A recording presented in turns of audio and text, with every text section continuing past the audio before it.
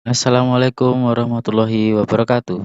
Terima kasih sudah setia di channel Ayah Tanto. Kita lanjutkan pembahasan soal tryout ASPD Bantul yang pertama.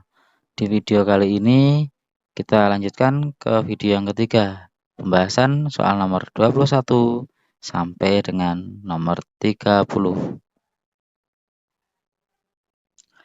Soal nomor 21. Perhatikan gambar berikut ini tentang percobaan cermin pada cermin cekung. Ada benda atau lilin di sini terletak di jarak 16 cm di depan cermin cekung. Kemudian di sini ada layar dan terbentuk bayangan. Nah, jika fokus cermin cekung yang digunakan 12 cm, perbesaran dan sifat bayangan yang terbentuk adalah titik-titik. Di sini diketahui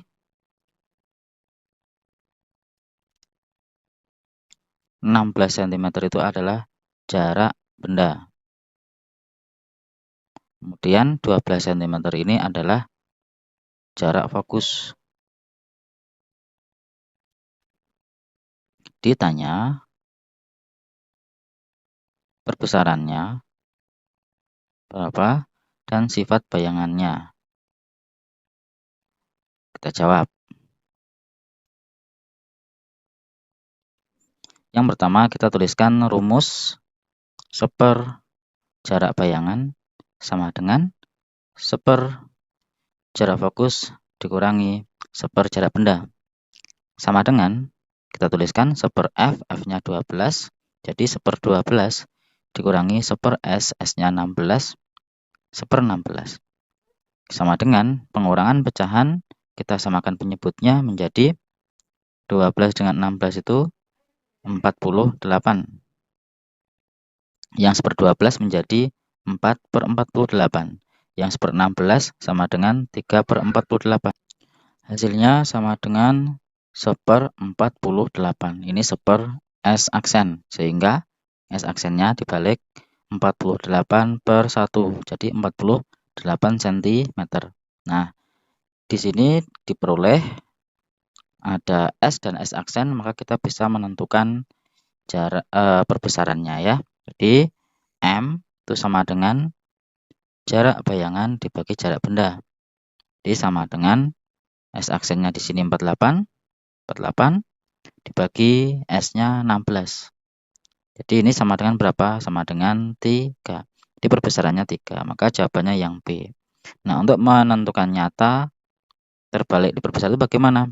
Nah, jadi sifat bayangannya itu diperoleh dari kalau 3 kali berarti lebih dari 1 itu sama dengan diperbesar. Diperbesar itu lebih dari 1 ya, M-nya. Kalau sama besar ini sama dengan 1. Kalau diperkecil kurang dari 1.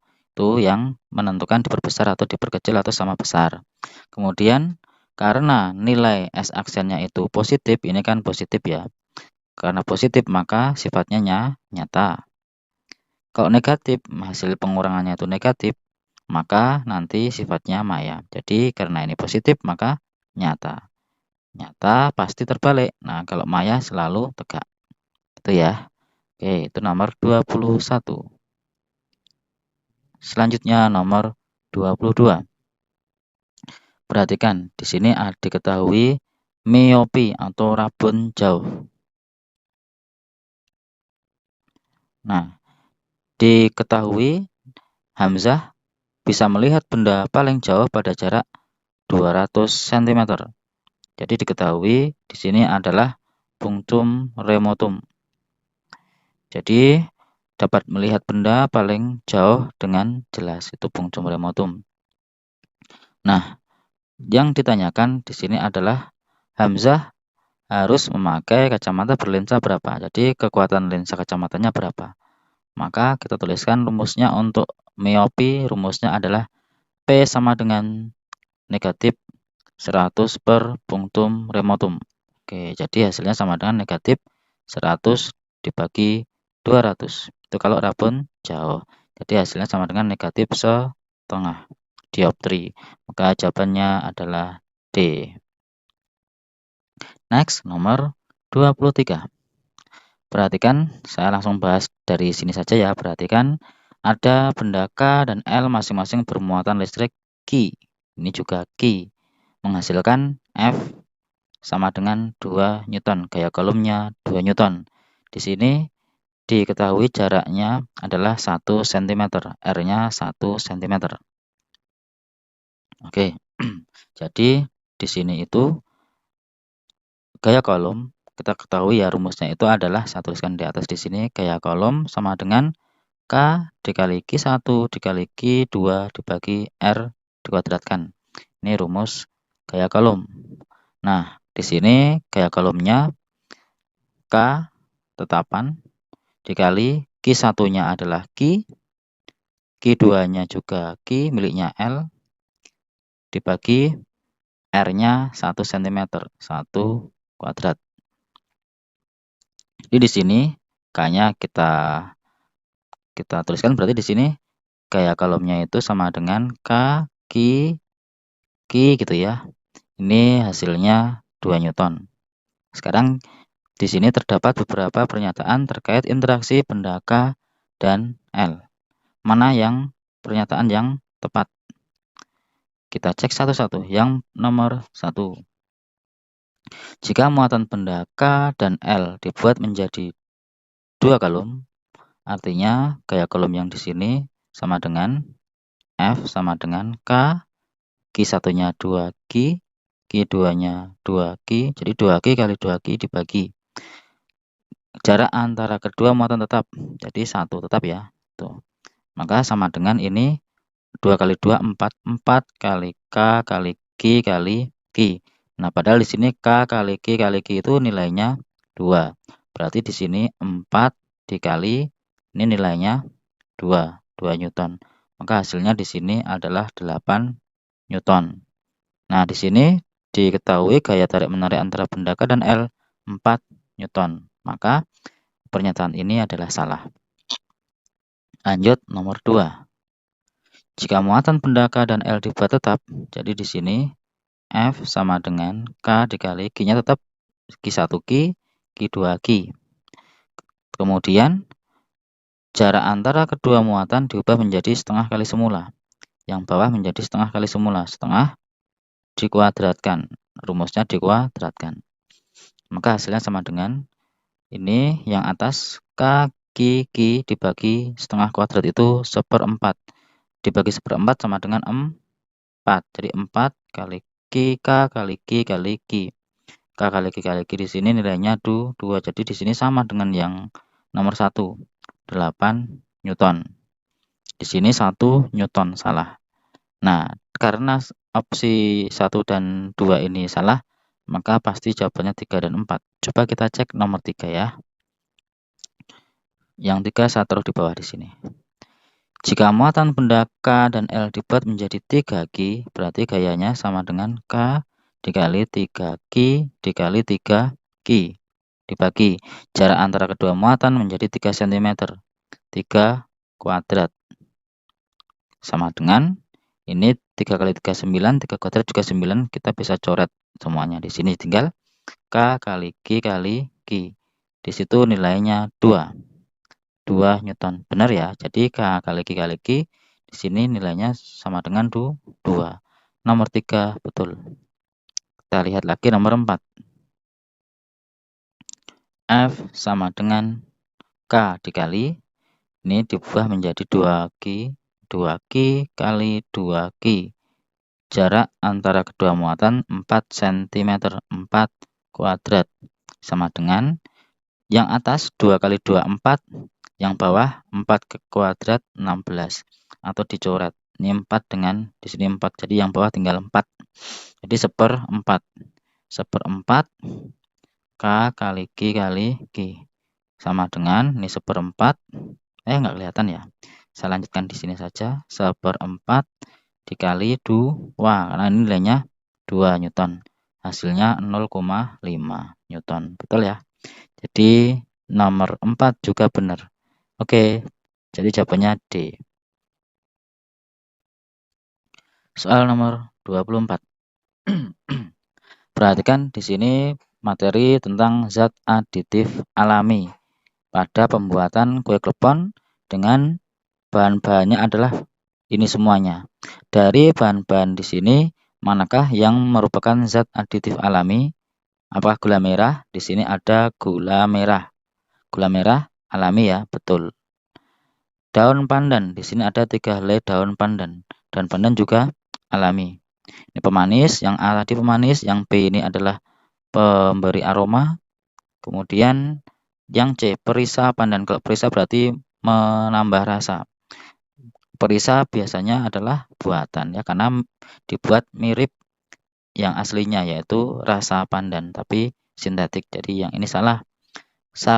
Air sari pandan. Di sini ada mana? Air sari pandan itu alami. Jadi yang alami A, C, A, B dan D. C yang salah. Barangkali ini adalah kecuali. Maka kalau kecuali jawabannya adalah C. Nomor 24. Berikutnya nomor 25. Perhatikan, ini ada amfetamin termasuk ke dalam zat psikotropika.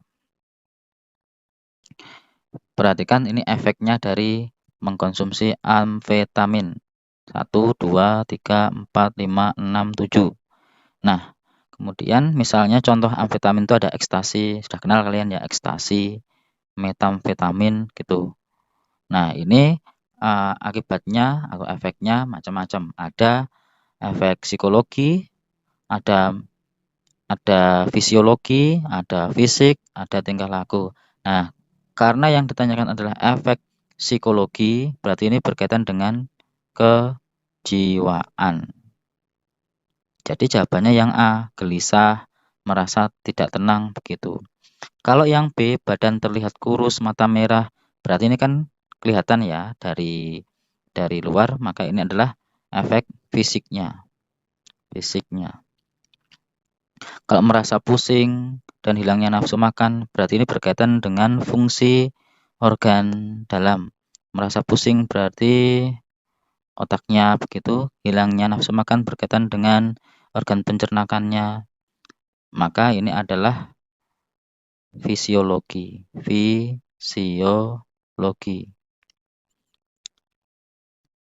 Beda ya, fisiologi dengan psikologi. Denyut jantung meningkat, tekanan darah ini juga sama, fisiologi. Berikutnya nomor 26.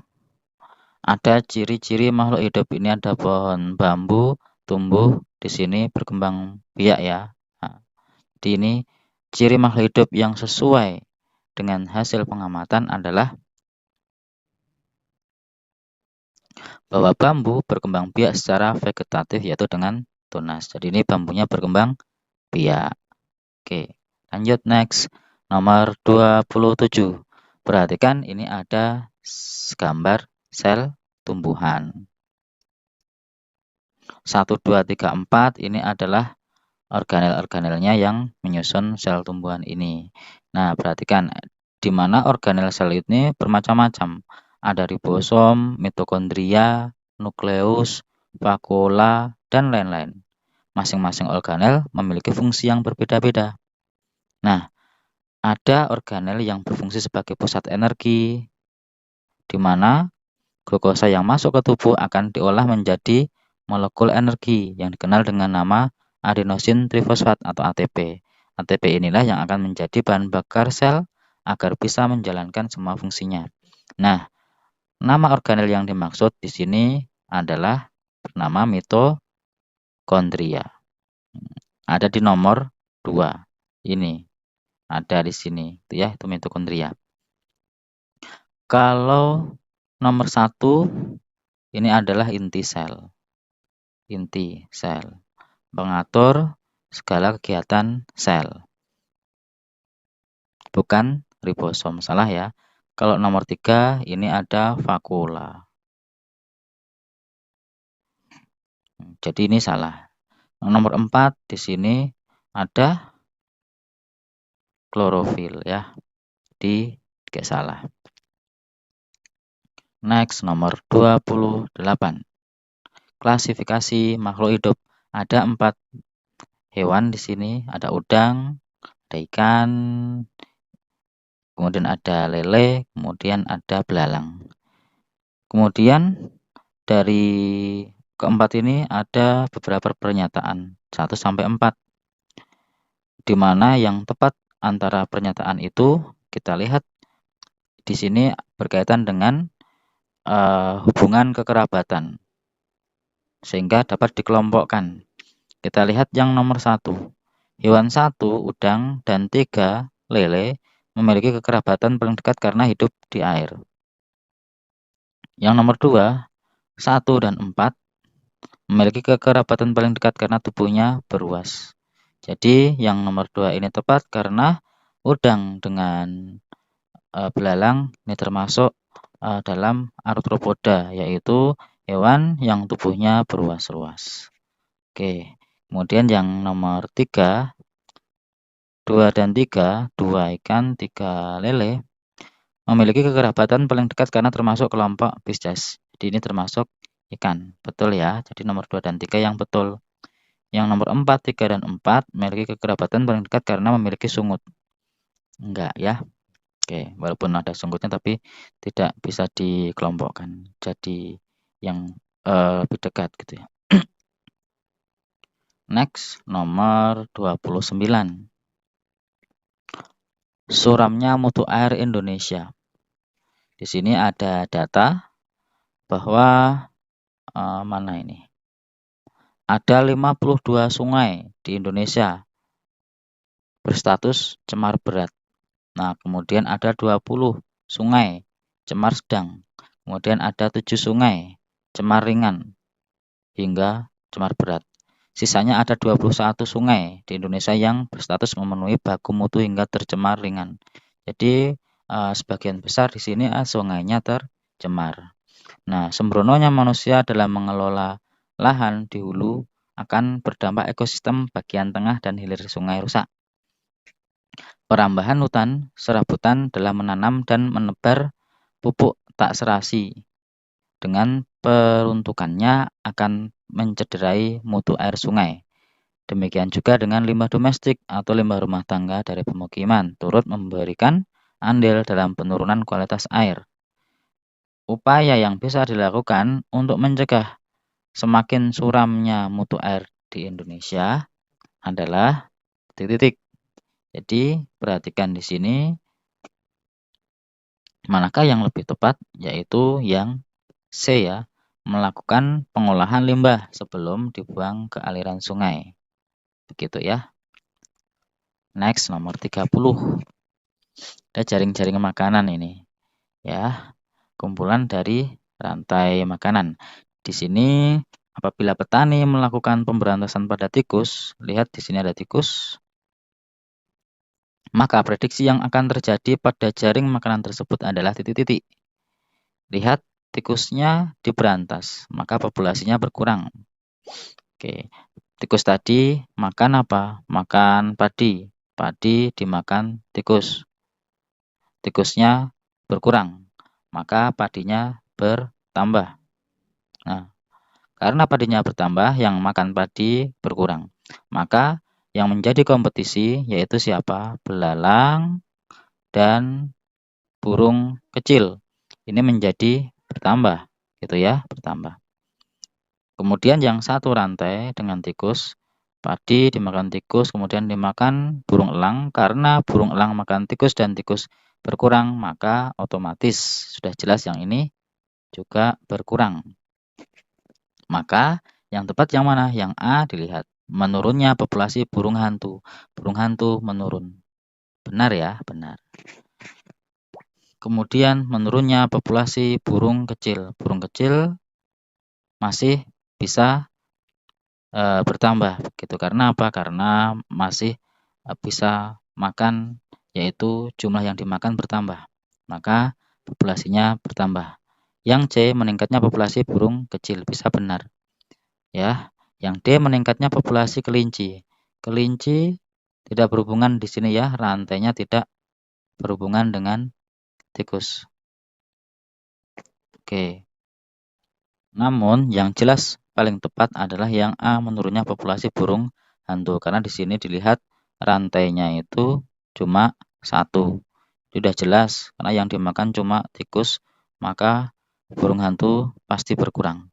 Berbeda dengan burung kecil. Rantainya di sini banyak. Jadi faktornya banyak yang mempengaruhi pertambahan atau pengurangan burung kecil ini. Karena di sini masih ada rantai yang ke sana, masih ada musang di sini, musang atau apa ini ya. Jadi di sini juga masih ada rantai ke sana gitu ya. Maka yang paling tepat adalah yang A. Demikian untuk pembahasan soal di video yang ketiga. Terima kasih yang sudah menonton video ini. Semoga nilai kalian bagus semua ya. Alhamdulillahirabbil alamin.